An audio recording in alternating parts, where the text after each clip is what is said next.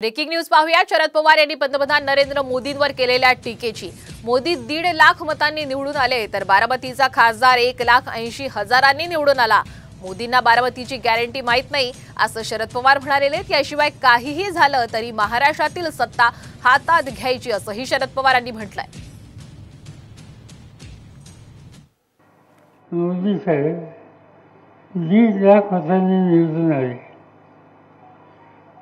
आणि तुमचा उमेदवार 1,58,000 मतांनी निवडून आला।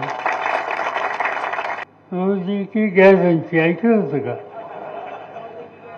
ते मोदी की गॅरंटी चली नाही या, त्यांना माहिती नाही बारामतीची गॅरंटी काय असते। आणि यातनं जर काही सुट्टी करायची असेल तर त्यांच्या हाताची सत्ता काढून घेतो। आज आम्ही हेच ठरवलं की काही झालं तर महाराष्ट्राचं राज्य हातात घ्यायचं।